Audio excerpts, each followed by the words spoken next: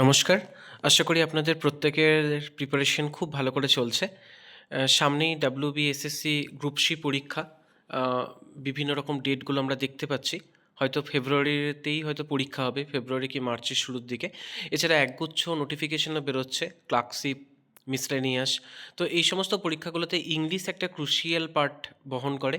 Daily আমরা যে সেটগুলো দিচ্ছি সেগুলো থেকে যদি প্র্যাকটিস করেন আমার মনে হয় একটা খুব ভালো প্রিপারেশনের জায়গায় যাবে। কারণ যে ইংলিশ যে গ্রামার যেটা থাকে, গ্রামার এবং ভোকাবুলারি তার ম্যাক্সিমাম পার্টটাই কিন্তু আমরা এখানে কভার করি এবং অপশন থেকেও বিভিন্ন যে উত্তরগুলো হতে পারে সেগুলো আমরা এখানে ডিসকাস করে দিই। তো আশা করি এই এক্সপ্লেনেশন এবং এই সেটগুলো আপনাদের পরীক্ষার জন্য খুব উপকার দেবে। চলে যাচ্ছি আজকের সেট নাম্বার 9। প্রথম কোশ্চেন বলছে ইমপেকেবল, ঠিক আছে? ইমপেকেবল এই শব্দটার সমার্থক শব্দ চেয়েছে।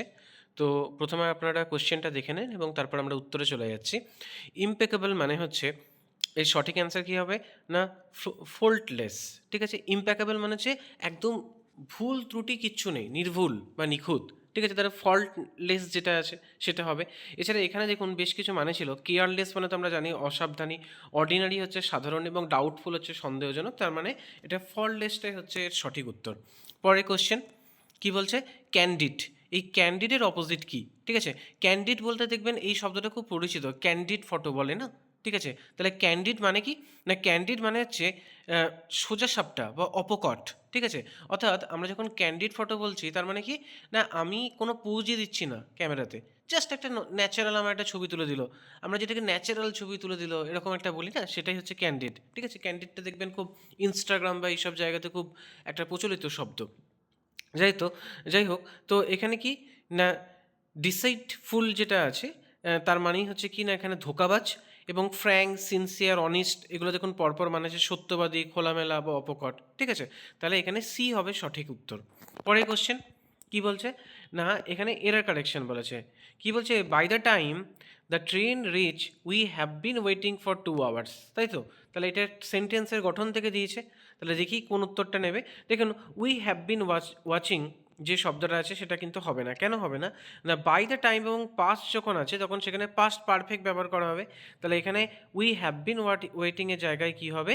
Had been waiting. তাহলে কী হচ্ছে দেখুন, by the time the train reach we had been waiting for the 2 hours, তাই না? এটা হবে একদম সিম্পল জিনিস, কারণ এখানে তো অলরেডি এটা পাস্ট টেন্স রয়েছে, তাহলে এখানে কেন প্রেজেন্ট টেন্স হবে? হবে না।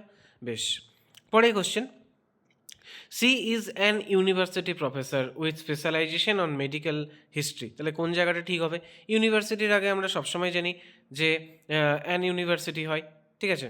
আচ্ছা, এটা একটু ভুল হয়ে গেছে, একটু দেখে নেবেন। বেশ, চারেরটা হচ্ছে কি না, এটা হচ্ছে কি সি ইজ অ্যান ইউনিভার্সিটি এখানে কখনো হয় না, এ ইউনিভার্সিটি হয়, তাই না? তাহলে এটা ভুল। ৪ নম্বরের একদম প্রথম অপশনটা হবে রাইট অ্যান্সার। বেশ, পরেরটা দেখি। Choose the sentence with the correct structure. Hardly had I enter the room when the light went of. তাহলে হার্ডলির সঙ্গে কী নাই সেটা একটা কম্বিনেশন। দেখুন এখানে সঠিক সেন্টেন্স কোনটা হবে? Hardly had I enter the room when the light went of, ঠিক আছে? হার্ডলির পর হবে হ্যাড, তারপর সাবজেক্ট, তারপর V3, এবং তারপর দেখুন হোয়েন, এবং তারপর যে ক্লজ পার্টটা থাকছে দ্য লাইট ওয়েন্ট আউট যেটা থাকছে সেটা। তাহলে বাক্যের সঠিক উত্তর কী হবে? Hardly had I enter the room when the lights went off. পরের question, choose the correct preposition থেকে দিয়েছে। He is remarkably good dash dealing with difficult client. তাহলে গুডের পর কী হয় সেটা আমরা দেখব। দেখুন এটা হবে কি না গুড অ্যাট। যখন কোনো কাজে দক্ষতা বোঝায় তখন হয় গুড অ্যাট, আর যখন কোনো সাবজেক্ট মানে good in science, good in mathematics, তখন আমরা গুড ইন ব্যবহার করবো। তাহলে এখানে কী বলছে না, এখানে ডিফিকাল্ট ক্লায়েন্টকে মানে ক্লায়েন্টকে সামলানোটার বিষয় বোঝাচ্ছে, তাহলে এটা গুড অ্যাট হবে। আচ্ছা, 7 number, choose the most appropriate phrasal verb. The meeting was so boring that several participant dash halfway through. তাহলে এখানে কী হবে? প্রত্যেকটা মানে আমরা দেখব। এখানে মানে হবে কি না ওয়াকড আউট, ঠিক আছে? ওয়াকড আউট মানে হচ্ছে কি ওয়াক আউট। অনেক সময় দেখবেন যে বলে যে বিধানসভা বা লোকসভায় প্রতিবাদ দেখিয়ে বিরোধী দল ওয়াক আউট দিলেন। তার মানে ওয়াক আউট মানে হচ্ছে অসন্তোষ বা প্রতিবাদে মাঝপথে উঠে যাওয়া। আচ্ছা, বাকি মানেগুলো কি আছে? টার্নড আপ মানে উপস্থিত হওয়া, ঠিক আছে? ব্রোক ডাউন মানে হচ্ছে ভেঙে পড়া, মানে ইমোশনাল বা মেশিন যে কোনো হোক না কেন। কল ডাউন মানে বাতিল করা, তাহলে এখানে কী হবে? Walked out. বেশ, পরে কোশ্চেন চলে যাচ্ছি। Fill in the blanks with correct article. He is dash an unanimous choice for the post of chairman, ঠিক আছে? এখানে সবসময় এ হবে, তাই তো? উত্তরটা হবে আচ্ছা এটা অ্যান হবে। ঠিক আছে? He is an anonymous choice for the post of chairman. কিন্তু অনেক সময় এটা এও হয়। এটা একটুখানি বিতর্কিত আছে। মানে এ, এন দুটোই কিন্তু এর কোয়েশ্চেনটার মধ্যে আসতে পারে। বাট আমার মতে যেহেতু পিএসসির যদি পরীক্ষা হয় তাহলে অ্যানোমাস যে শব্দটা হচ্ছে এটা ভাওয়ালের মতো উচ্চারণ করছে, তাহলে সেক্ষেত্রে আপনারা অ্যান করতেই পারেন। ঠিক আছে? বেশ। ৯ নম্বর দেখি, A dash of whales was seen near the coast. তাহলে তিমি মাছের ক্ষেত্রে কি হয়? দেখুন, দাঁতাল সামুদ্রিক প্রাণী যে সমস্ত থাকে, ডলফিন বা হুইলস, এদের যে ঝাঁককে সেটাকে বলা হয় কালেকটিভ নাউন, তাই তো? এ পড অফ হুইলস হয় বা ডলফিন হয়। ঠিক আছে? আচ্ছা, হার্ড মানে হচ্ছে কি গরু বা হরিণ ইত্যাদির দল, প্রাইড মানে হচ্ছে লায়ন, ট্রুপ মানে হচ্ছে মাঙ্কি বা সোলজার। ঠিক আছে? তাহলে এখানে সঠিক উত্তর কি হবে? পড। বেশ। এখানে দেখুন বাকি অপশনগুলো রয়েছে, এটা একটু চোখ বুলিয়ে নেবেন। আচ্ছা, ১০ নম্বর কি বলছে? When I reach the station the train, এটা একটা ভার্বের ফর্ম দিয়েছে। তাহলে কি হবে দেখুন, না এখানে কি হয় না দুটো ঘটনা একসঙ্গে ঘটছে।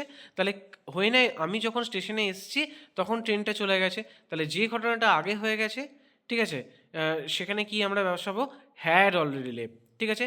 এবং আমি যখনই যে ঘটনাটা আগে ঘটবে সেখানে হ্যাড অলরেডি লেফট হবে, আর বাকিটা সিম্পল পাস্ট হবে। ঠিক আছে? এটা হচ্ছে এই ফর্মটার নিয়ম। বেশ। এবার হচ্ছে অ্যাডভার্ব। অ্যাডভার্ব মানে কি? যে ভাবকে মডিফাই করছে। The boy answer the question quickly. তাহলে বয় কোশ্চেনটা উত্তর দিল, সেটা কেমন করে দিল? না কুইকলি দিল। তাহলে কুইকলিটা হচ্ছে এখানে অ্যাডভার্ব। বেশ। এখানে দেখুন কুইকলি হচ্ছে অ্যাডভার্ব। বেশ। এরপর পরের কোশ্চেন কি বলছে? Change the indirect speech. Did you submit the assignment on time? Rita said to her friends. তাহলে এখানে কি হবে দেখুন, না এটা হবে Rita asked her friend whether she had submitted the assignment on time. ঠিক আছে? ১৩ নম্বর দেখি, এটা প্যাসিভ থেকে অ্যাক্টিভ দিয়েছে। The proposal were turn by the down by the committee. তাহলে এখানে সঠিক উত্তর কোনটা হবে? দেখুন, এখানে একটা জিনিস বোঝার আছে, সেটা হচ্ছে যে এখানে দেখুন, the committee turn down the proposal, এটা একদম সিম্পল একটা টেন্সে হয়ে গেল। কেননা ওয়াজ টার্ন ডাউন হলে সেটা সিম্পল প্যাসিভ, কিন্তু অ্যাক্টিভ করলে এখানে আমরা সিম্পল পাস্ট অ্যাক্টিভ বোঝাবো, তাই তো? সেই জন্য এখানে টার্ন ডাউন হবে। ঠিক আছে? The committee had turn down the proposal. ১৪ নম্বর কি বলছে দেখি, গ্রামাটিক্যালি কারেক্ট সেন্টেন্স বলেছে neither of the true versus. এটা আমরা অনেকবার করলাম। দেখুন, নাইদার যখন থাকবে তার মানে এটা অবশ্যই এক্ষেত্রে কি হবে না ভার্বের যে মানে প্রয়োগটা সেটা সিঙ্গুলার হয়, এটা আমরা জানি। তাহলে neither of the true brother has arrived yet. ঠিক আছে? এবং লাস্ট আমাদের যে কোয়েশ্চেন সেটা কি বলছে? A person who studies and predict weather condition. তাই না? এখন এই মুহূর্তে ওয়েদার একটা বড় ফ্যাক্টর, যে কখন শীতের পারদ নামছে, কখন শীতের পারদ কমছে। তো সেক্ষেত্রে কোন অপশনটা হবে? জিওলজিস্ট, মেটেরোলজিস্ট, অ্যানথ্রোপোলজিস্ট এবং হচ্ছে কি ফার্মাকোলজিস্ট। বেশ। তাহলে জিওলজিস্ট মানে আমরা কি জানি? না দেখুন, এর উত্তর হবে মেটেরোলজিস্ট, তাই না? যিনি আবহাওয়া বা বায়ুমণ্ডলীয় অবস্থা নিয়ে ফোরকাস্ট করেন।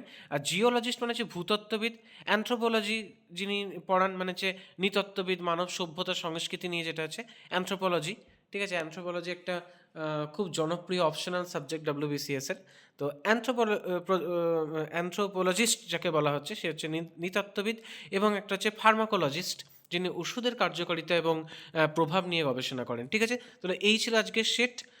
আপনারা এগুলো প্র্যাকটিস করুন এবং আপনাদের প্রস্তুতিকে আরও সুন্দর করে তুলুন। ধন্যবাদ।